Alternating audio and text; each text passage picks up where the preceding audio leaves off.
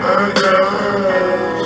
time the bitch is like, come in the crib, we gon' party tonight. I think once then once cold. Fly go, engine off, man. Solid to the lamb. Whip the Ferrari, something out the jeans, bitch. Better pack this or get the steppin'.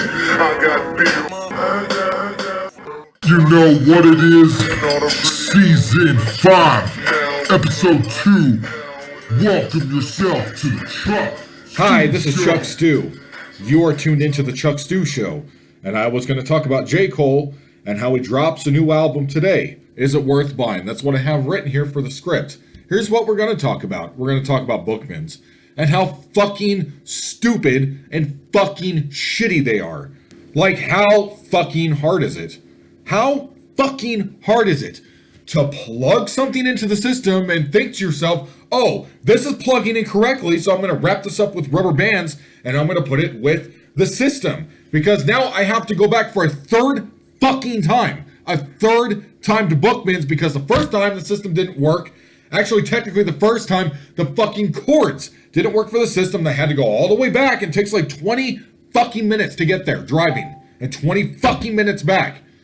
Once I did that, I just said, you know what, just give me the PS1 system altogether, and I'll just take these other cords instead of this one, but you guys can give me store credit, and here's the fucking controller with it, like, because it wasn't working. It wouldn't work with the system that my brother gave me. I was gonna say let me borrow. I think it's either my system or his, I don't remember. It doesn't fucking work, it's broken. So now, when I got out from work, now that system also doesn't fucking work.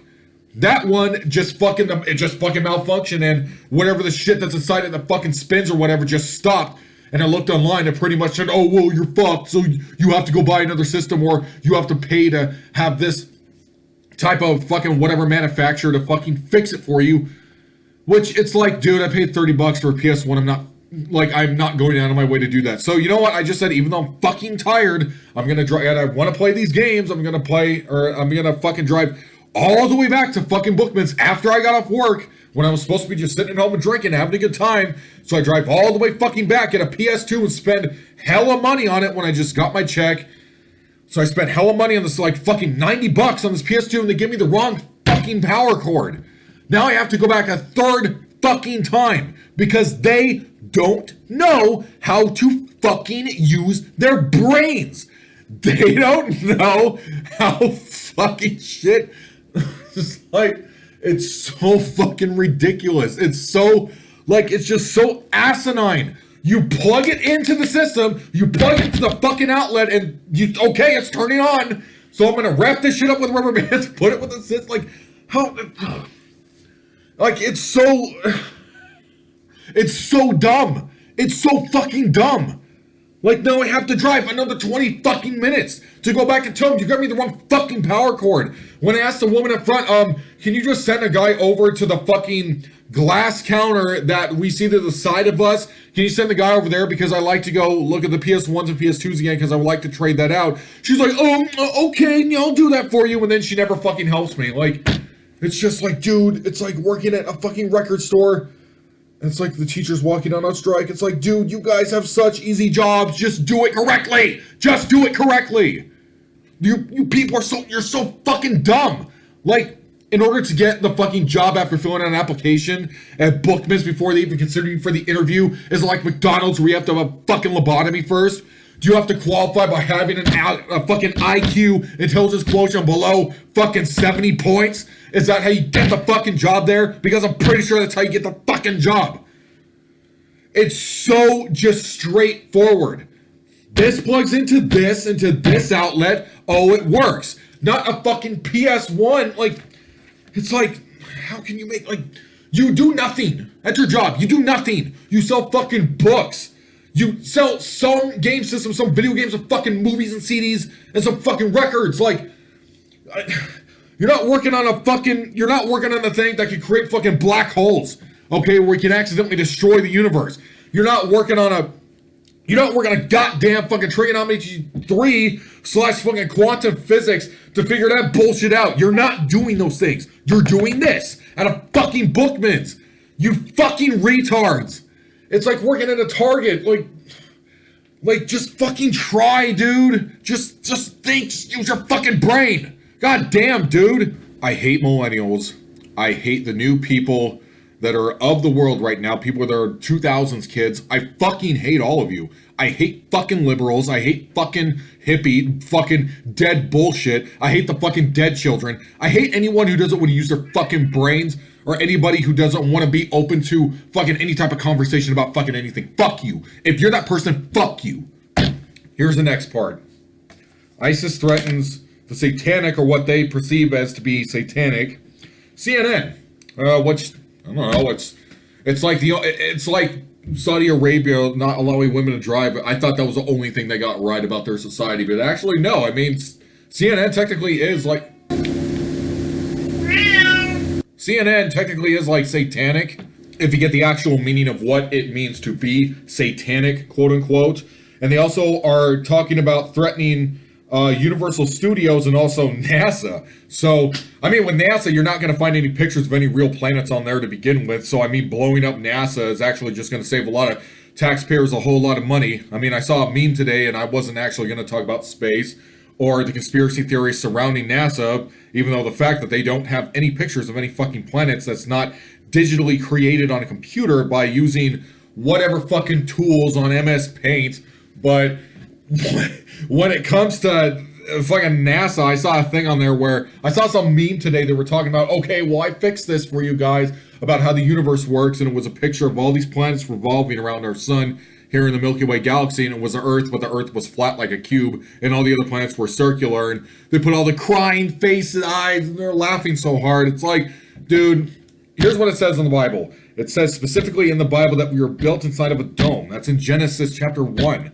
So, don't get mad at me or any other person that believes like fucking that guy, fucking Dolph Weber. Don't believe anybody else who's trying to tell you, oh, like, well, you're a fucking idiot because the Earth, if you believe the Earth is flat, oh, we're in the year 2019. Well, motherfucker, if you look into Papua New Guinea or fucking Africa, you're going to see that there's a lot of tribes over there still chucking spears at each other, using fucking shields that they made out of fucking twigs and leaves, and they're fighting over different dominance hierarchies with their, trying to put supremacy over other tribes over there, and like also in like the places of Ghana and different places around just all of Africa, not including South Africa. So it's like, there's still tribes going on in the year 2018. Elon Musk shot a fucking car into space, and there's still tribes. So don't give me that fucking straw man argument bullshit that, oh, well, the Earth can't be flat because, you know, Galileo did this, you know, it's, no. Just, if I have the opinion of this and you can't prove me wrong, no one is able to prove anybody wrong on this subject when it comes to that.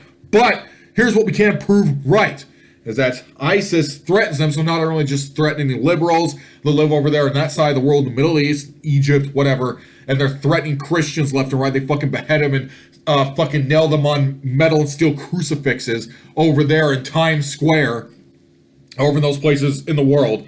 But now ISIS is starting to threaten CNN, Universal Studios, NASA, etc., whatever that the Chinese government has taken over, which is, you know, Comedy Central. Sorry to blow it to all you guys. I'm the whistleblower here. That's Chuck Stu whistleblowing right here. Also, the thing I didn't mention is that Dr. Pearl's Houston book has actually entered into a Marvel Trivia team tournament that is going on in Coolidge, Arizona right now. He had to take time off of his busy schedule to go down there. So this is actually going to be the first show in a while for Chuck Stu to not feature Dr. Pearl's Houston book, but we are getting Buck Strickland on the show. And by we, I mean me, because this shit has got to be about me because none of y'all fucking doing it. I checked those stats for Chuck Stu. 2 views, 3 views, 4 views left and right here the last 2 seasons. Even though I was putting money into this for the advertisements, you people still don't want to watch it. So fuck all y'all again. I'm doing this for me. I'm doing this for myself. But anyways, if ISIS want to blow that shit up, they want to blow up J. Cole's new album, fucking KOD. They want to blow up fucking MSNBC and whatever other building. I saw that a couple years ago they were going to blow up the Survivor Series pay-per-view that the WWE was putting on. Not really sure why. He has to all wrap around with the shit that happened all the way back. Maybe about 6 months ago, back in Las Vegas, where Disco Inferno's Sapphire Club was right down the street from where that shooting happened. One of the Christian guys that follows me on Facebook sent me a video of a guy checking people's pulses. It was pretty disturbing. Like I asked him, why did you send me this?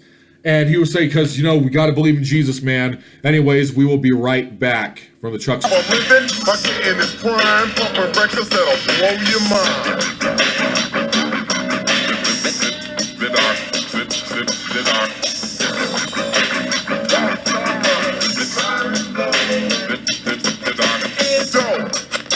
I would have been.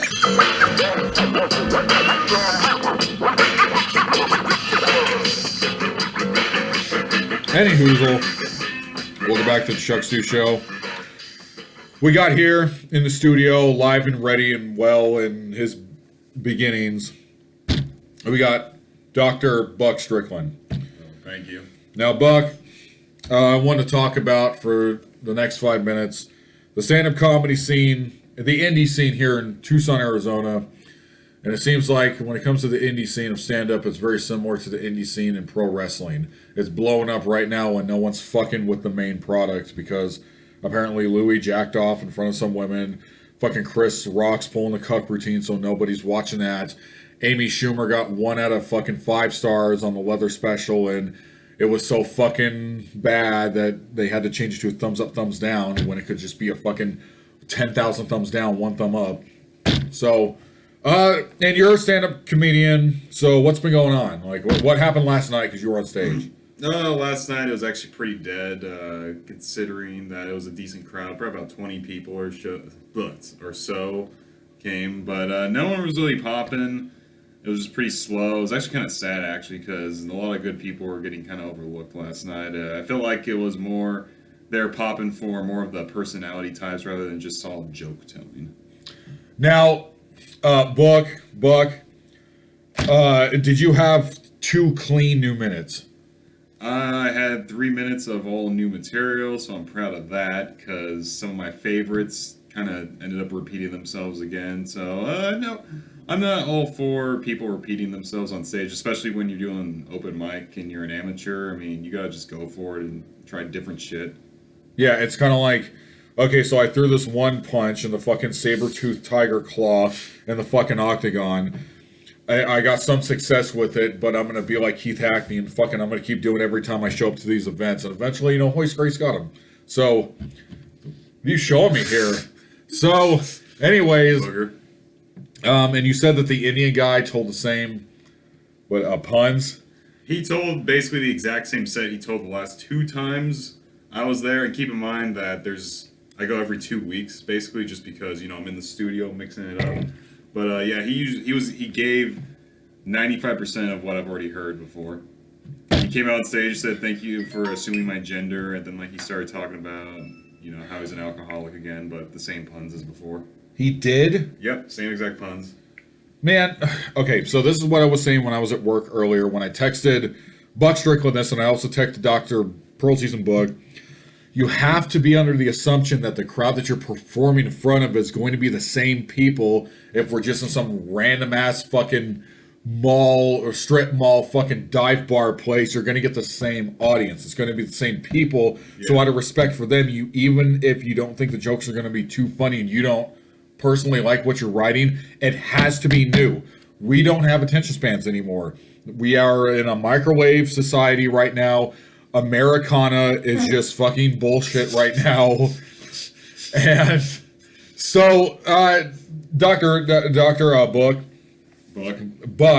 what do you, I need, because we also had the Buck and Book segment. We'll do that. Buck and Book, we're going to review books.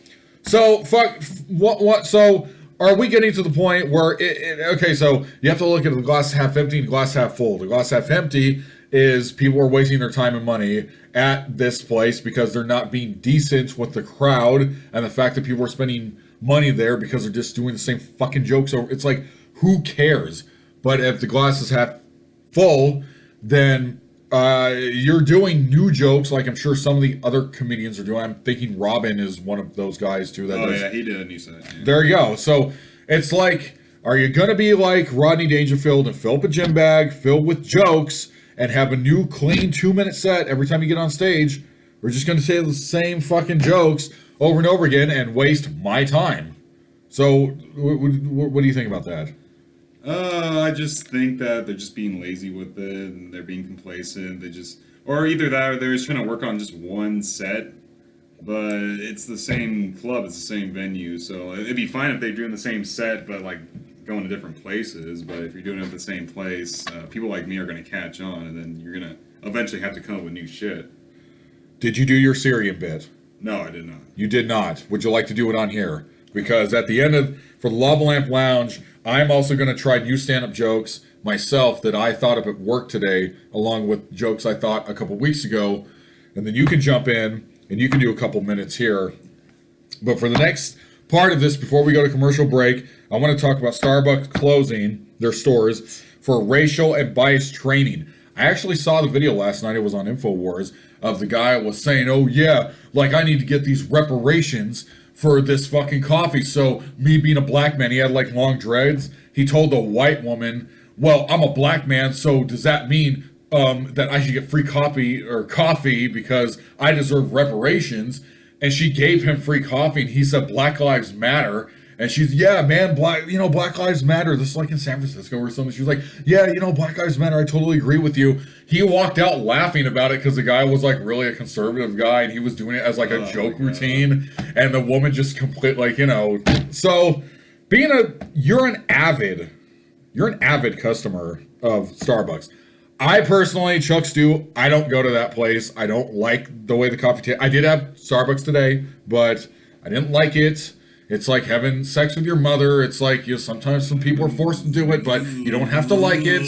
You're getting hard, but you don't want to get hard. You're getting hard. You're coming on her face. It's just a big train wreck. It's a train wreck. You gotta take it to school afterwards. She gotta take you down to fucking downtown Yellow Brown. Hayward High. And you're an avid customer of Starbucks, so what do you think about this fucking they had to close down. It was like 400,000 stores in our country alone to do bias fucking racial training to make it so the customers aren't racist in any way towards black people. So, well, I saw that story and there wasn't even like racism in that whole situation where those black guys got kicked out. Apparently the whole point was that they're just sitting there not ordering food, and then I guess they're told to leave and they said no, so the cops had to be called. And then I saw a different video then. And I don't fucking care either way, actually. But if that's the case, then fuck them, fuck those guys, because you can't just sit there and not order food because they are going to get bitchy about it. It's a business. But if it was racistly driven, then I guess fuck Starbucks. I don't know. Not really sure about that. I mean, would you be able to morph this into like a joke for your stand-up? Let me see. Do you have any Starbucks jokes? Okay, I like my minorities kicked out like I like my coffee black. I told how our lineage starts from Goldsteins. You remember how we found that out? We're the fucking Jews. I have this coworker who is South Korean. I told him Thursday that so our lineage of our family's heritage of the bush or the tree, however you want to look at it, it goes Goldsteins for 5 generations and Smiths and Wrights. Then the last name that I'm not going to reveal on the show of our actual last names. And he asked me a joke. He said, what's the difference between a Jew and a canoe? Because he found out we're Jews. Jew and a canoe. He said, because one tips. So, Starbucks,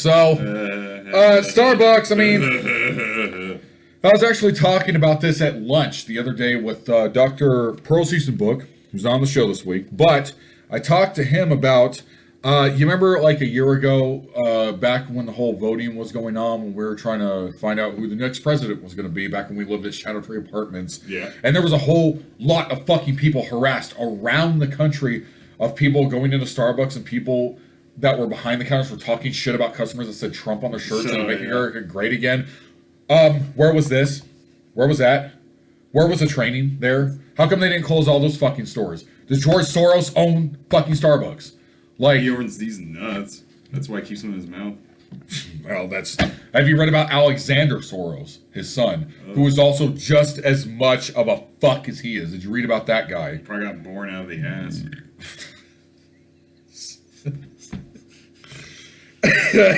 So, Starbucks, I personally suggest that you don't shop there. I suggest anybody who listens to the show, do not shop at that fucking place. It's for fucking cucks. It's for fucking soy boys and chub boys. It's like Bookmans, fuck them. We'll be right back. Yeah.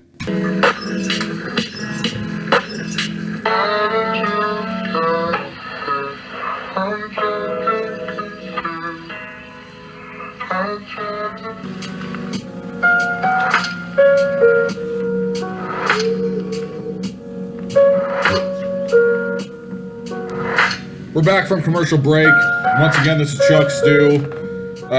We are the fucking Leave La Viva La Resistance. We are fucking Join the Revolution. This is Chuck Stu show, and I'm not just ripping off fucking ECW. What Buck Strickland was just telling me here is that there was a lot of people that came in that were depressed. They were sad. You're fucking just go. I don't understand when you're buying tickets, or not tickets, but you're going. Buying food. You're buying food. You're spending money at a place, but you're purposely gonna stay like in a fucking bad mood. It doesn't like it just logically does not make any sense. So describe the atmosphere, not the band, but describe what was going on there at the scene last night. It was just dead. The audience just was not into it. They only popped for a few people, and I think it's because of their the people they were popping for had a bit of more flamboyant personalities, so they didn't seem to appreciate just standard joke telling last night. Ugh, so gross. You gotta go to the comedy sit and fuck them. Fuck laughs. You need to go down. You need to go down to fucking Scottsdale. You need to go down to Mesa. You need to go down to New York and go to the Comedy Cellar. You gotta start expand. It's time to. You've only been doing this like 3 weeks. You need to expand, already. It was my third time, but no, Laughs is definitely the best place to do it at, but it's in Tucson, of course. But yeah, I'm thinking about starting to do it at Sky Bar and stuff like that. I'm changing my schedule around when I get this promotion next week, so hopefully that helps things out. Well, that's good. You're getting your schedule changed, and we need to talk about the Region Lock segment. Usually, Dr. Book introduces this segment, and then I'll ask him the questions. Or ask him shit, and then he'll answer, but we're going to ask you this time, or me. I mean, not us. There's no us, it's we. But the royal we. So, in the Region Lock segment, are witches and witchcraft real? It's a highly controversial topic. Do you think that anybody that you did stand-up comedy with last night, do you think any of those women up there on stage were witches, or the woman who hosted the show? I expect women to be a little bit more attractive on the look side, so I'm going to have to give you a big thumbs down on that one. Thumbs down. So they're supposed to tempt you with their beauty, and I was very turned off. Really? Because I'm turned off by Match.com. Hey, zing. So, this is not sponsored by Match.com. No, we're not sponsored. Let's go to our sponsor, Match.com. Let's go to our sponsor, Match.com. I mean, you can meet all these thousands of different people, but guess what? None of them fucking talk to you. Other than that crazy bitch that told me to fucking respect her, quote unquote, because I sent her a fucking picture of the Reese's Puffs cereal on it. So, but, Match.com turned into fucking Puff, so I guess we gotta go to eHarmony. Anyways, our witch is real. Our rich is what? Our rich is real. Our rich is real. Witch Stookie, No, I asked our mother. I guess, yeah, there's a lot of retards out there, so yeah. Do you think that demons are real, that witchcraft, you're putting in the spells to get money and fame and honor and prestige and love and... I don't think they get it, but they try to. Are there fucking famous witches out there? No. Well, yeah, actually, what's his name? I don't know if Jesse Lee Peterson's a doctor. Anyways, the pastor, Jesse Lee Peterson, his new video is him interviewing the White Witch of Los Angeles who put that binding spell on Trump. I don't think it worked because he's still president. So, yeah, I don't think it worked either. But, I mean, see, here's the thing. Witches, yeah, I do believe it's real. I fucking have been told stories. I've fucking done the shit myself. I bought the fucking Ouija boards. We talked about this a couple days ago.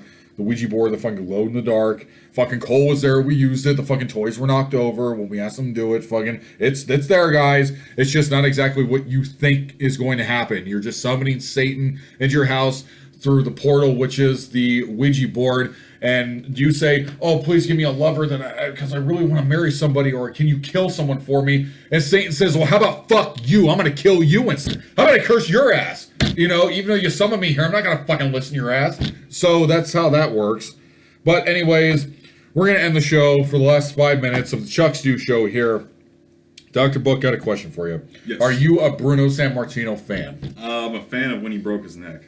Who broke that man's neck? Mr. Stan the Lariat Hansen. The Lariat Hansen broke his neck, and that's why Vince McMahon Sr. fired him from the WWF. Biggest mistake of his life. Biggest mistake of breaking Bruno's neck, or biggest mistake of Vince firing him? Vince firing him. Okay. Bruno ain't no living legend. Well, he's a dead legend now. But. Did you see? Okay, could you give us your opinion to end the Chuck Stu show today of when Stan the Lariat Hansen took on the Giant Baba in New Japan Pro Wrestling 1982? He took him on a couple times, and every time I've seen them compete against each other, it was always a slobber knocker of a match. Did it look like original UFC tournaments? It looked like two old fat guys fighting each other, but that's what I like to see in wrestling. Well, yeah, because I you don't like choreographed bullshit. Okay. So you like the high spots, but you don't like. Okay, we saw SmackDown this week. Actually, just remember that. What did you think of that? We saw SmackDown from last week because I watched Brian Zane's Who Wore It Better last night because I couldn't reach the remote. So I kind of just sat through that for a half hour, and they're doing the Superstar Shakeup this week. It sounds like Raw got the better end of the deal. I guess the big thing was Samoa Joe went to SmackDown, but it's like Samoa Joe's past his prime. Who gives a fuck? You know, actually, now that I think about it... And The Miz went to SmackDown, and Brian Zane was talking about how we're finally going to get Daniel Bryan versus The Miz, which I guess is a thing, online with the smart fans. I wasn't aware of it. I guess that's a match that people have been pining over, so I didn't understand that either. Fucking Daniel Bryan versus Cactus Jack. I was pining over that, but that ain't going to happen. Dr. Proteus and Buck, actually, to tie this all in before we end the show... Oh, this is Buck.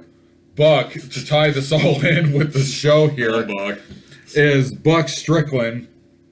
What's her name broke her neck in a match recently by fucking Trinity or some bitch. And one of the divas fucking broke her neck somewhat recently, and she had to make a retirement speech on Raw, then appeared on SmackDown to become the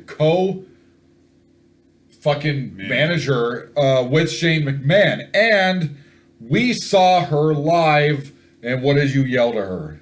I yelled, Scott Hall wants to see your ass. And you yelled, I want to shave your head when she came into the ring. I did. She's a bitch. I'll shave her head. And so, I mean, when it comes to Bruno Sammartino, I mean, him and his brother are dead. And I'm sorry to say that. Tess is dead. Umaga's dead. Fucking, Rosie. Rosie's dead? Yeah. Fucking Bobby Lashley's dead. Rosie, I guess, is dead. The Hurricane's still alive. Fucking the other guy, Adrian Adonis died, who was in WrestleMania 3. He's fucking dead. Fucking Eddie Guerrero, Chris Benoit dead. Like, this pro wrestling is the most dangerous sport you can enter into because you have like 100% chance of dying of an inflated heart. But 100% chance. Because if you do steroids, if you're not Tony Atlas, then you're going to die from it eventually. Also, you knew how to use them. Well, yeah, because you use it once every 6 months, I guess. So I guess he's fine. He's actually in pretty good... Like, there's no real medical problems with him. It's not It's abusing steroids that fucks you up because, you take steroids when you're sick and stuff like that, too. That's right. That's also right. We're also going to end this segment with who is your all-time 10 favorite wrestlers? 1 through 10, I'm going to have to say Road Dogg. No, Kurt Angle. Kurt Angle's number 1. He'll always be number 1. Because, so, Kurt Angle is going to be number 1. Kurt Angle. And then who would be your second? Road Dogg, I guess. Who would be your third? Shit, probably... Chris Benoit. Not really. Your fourth? Wait, I'm trying to... I wrote it down for you. Oh, I like Mikey... I like Mikey Whipwreck. You like Mikey... Wipe ass? Whipwreck? I can't spell. Fuck. You like Mikey Whipwreck. You also like,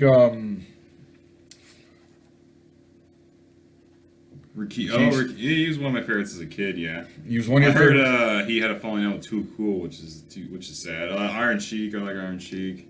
I like Tony Atlas, Stan Hansen, of course. Stan the Lariats. Oh, we're actually out of time. Thank you for listening to the shit! Chuck Stu Show. Oh shit! We are going to the Lava Lounge segment where we're going to experiment. Experiments with stand-up comedy. We'll be right back. Put on me deep, we'll turn out your party. It gets no love, and I thought you knew it. Fool, you know how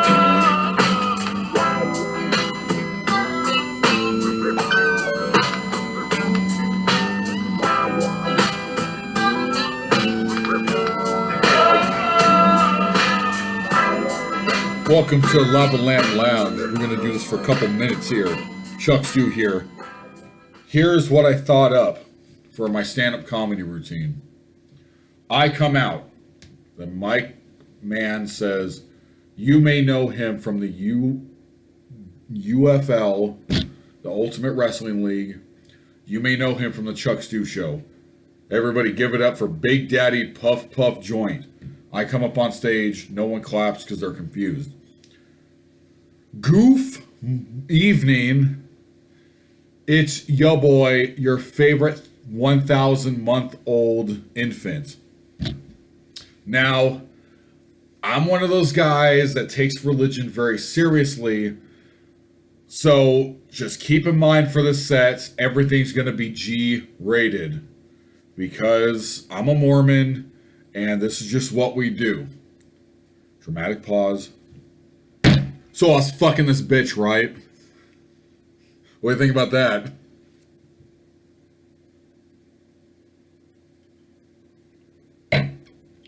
What do you people think about that? That's all I got so far. I did come up with another joke. I just don't know if it's going to work. I don't know if it's funny enough. But I came up with this joke. Fuck it. Just tell it anyways. I came up with this joke that says,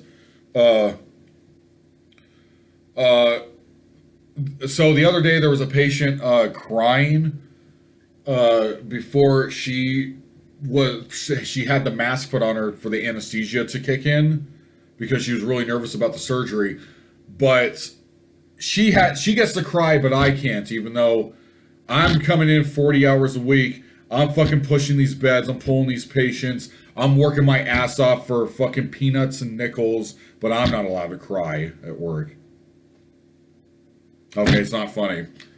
So, that was the only other joke I thought up. But, I mean, that's just, I don't know. I just doesn't really think that I'm one of those guys to be good at something like that. But, actually, Dr. Pearl's used to book sent a message. He's asking you, Buck Strickland, for the end of the show here for the Lava Lamp Lounge. Why did you put Enzo Amore as number 4?